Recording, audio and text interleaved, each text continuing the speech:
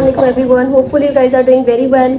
अल्हम्दुलिल्लाह I am good. आज का जो एग्ज़ाम पेपर था वो बहुत आसान आया था। कुछ बच्चे कह रहे थे इलॉजिकल है, कुछ क्या कह रहे थे, but in short that was moderate, not kind of very hard exam. But still बात ये नहीं होती कि पेपर आसान है या मुश्किल है, बात ये होती है पेपर लीक ना होता, कि जस्टिस सबके लिए एक ही हो। बट हमारा जो एग्ज़ाम था, जो MD-CAT 2024 है, पेपर वॉज लीक। तो आपको क्या लगता है कि एग्ज़ाम दोबारा होगा या नहीं? Like about the reconduct, so many of the student वो सेइंग कि एग्ज़ाम विल बी रिकंडक्टेड या एग्ज़ाम दोबारा से होगा। तो for them I am there to tell you guys what will happen, जो what was happen in the last few years, जिससे आप कंक्लूजन निकाल के ये बता सकते हो कि what will happen this year. So first of all let me clear one thing. देखो यार, एग्ज़ाम अगर लीक भी हुआ है ना, the thing is what you have to do in return. Like आपको अब क्या करना है इस सब सिचुएशंस के अंदर। एक चीज़ याद रखो, जो कुछ भी हुआ है ना वो सबके साथ हुआ है। देखो, इट्स नॉट ओनली यू, ठीक है? तो अगर आप अपनी वॉइस रेज कर सकते हो, if you are able to raise your voice, या आपको लगता है कि यू आर इनफ रिच कि आप, क्योंकि इस दुनिया में किसी की भी नहीं चलती है, if you can raise your voice तो do it. But instead of this, देखो एक चीज़ देखो कि जो भी हुआ है ना, पेपर लीक हुआ है, पेपर मुश्किल, इन केस इफ कुछ बच्चे कह रहे हैं पेपर मुश्किल, तो पेपर मुश्किल आया या इलॉजिकल आया, जैसा भी आया ना सबके लिए आया है। It's the same for everyone. तो हो गया है, नाउ डू योर बेस्ट। जो होना था हो गया है, आपने अपने एग्जाम में अपने तौर पे परफेक्ट किया, तो this is enough for you.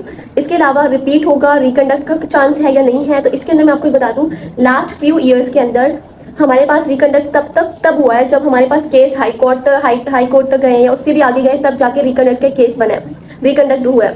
But इससे ज़्यादा आपके पास रिकंडक्ट का कोई चांस नहीं होता। मैंने जो है ना वो 3 अटेम्प्ट दिए MD-CAT के, और इन तीनों के अंदर कभी भी किसी ईयर में भी रिकंडक्ट नहीं हुआ। इवन तो दे सेड के they will reconduct the MD-CAT exam, but it didn't happen.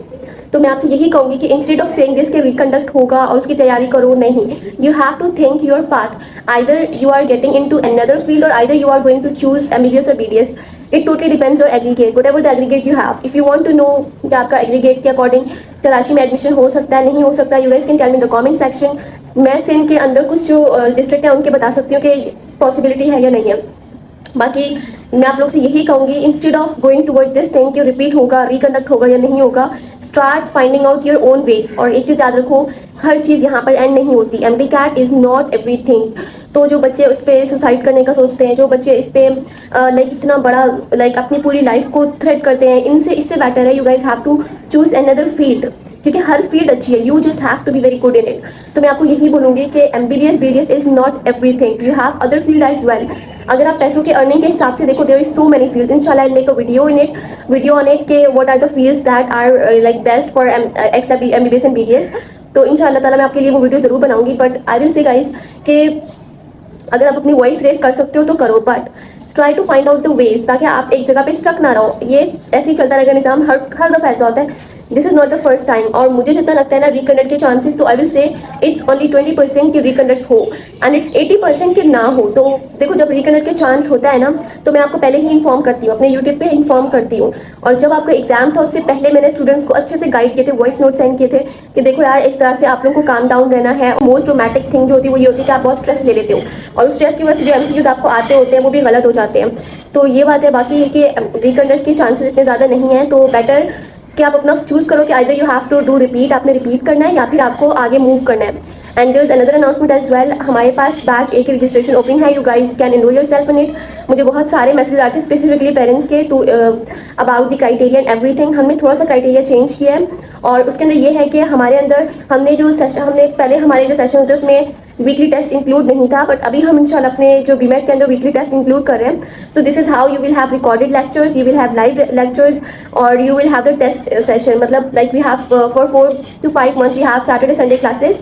And उसके अंदर ये होगा कि फॉर एग्जाम्पल 2 चैप्टर्स हमने कवर किए हैं, after 2 chapters covering you have to 2 chapters cover करने के बाद, अब इट टोटली डिपेंड्स, जो रिकॉर्डेड लेक्चर होगा वो भी उसी टीचर का होगा, जो लाइव होगा वो भी उसी टीचर का होगा। हो सकता है सैटरडे को लाइव रखें और संडे को जो है वो आपको एक रिकॉर्डेड मिल जाए डिफरेंट चैप्टर का, और फिर मंडे को आपका टेस्ट हो।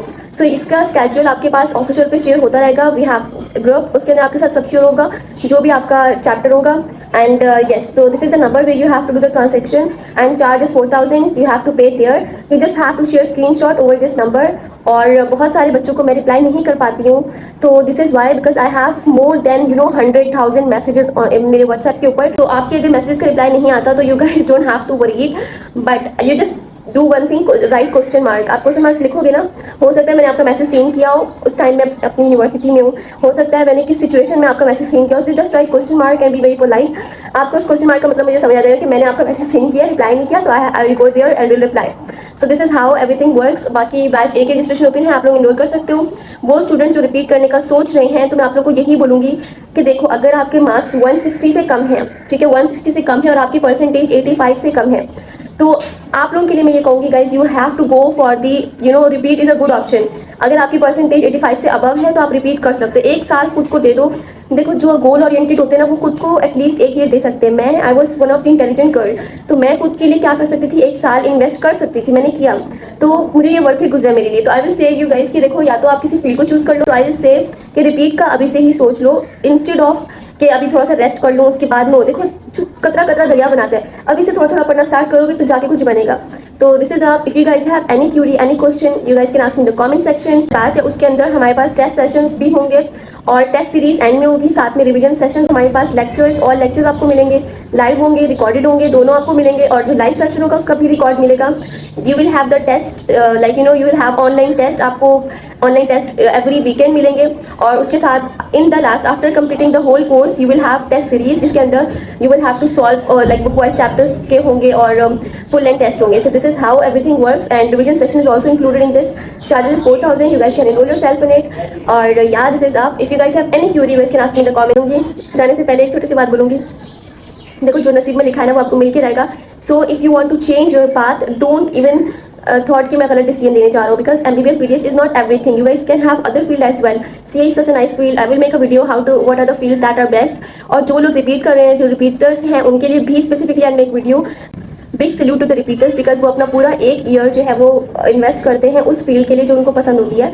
तो देखो, आपको किस तरह से पढ़ना है, what are the things, what are the regrets, उन चीज़ों पे फोकस करो. इंस्टेड ऑफ थिंकिंग कि यार इस चीज़ से आपको नुकसान हो, ये नहीं सोचो. आप ये सोचो पढ़ने में आपको कहाँ मसला हुआ, लाइक आपने ऐसी क्या चीज़ की आपने. Don't ever blame someone else, just think कि आप में ऐसी क्या कमी थी कि आप जो है ना इस चीज़ को अचीव नहीं कर पाए. सो दिस इज आप and thank you so much. Allah हाफिज़, टेक केयर.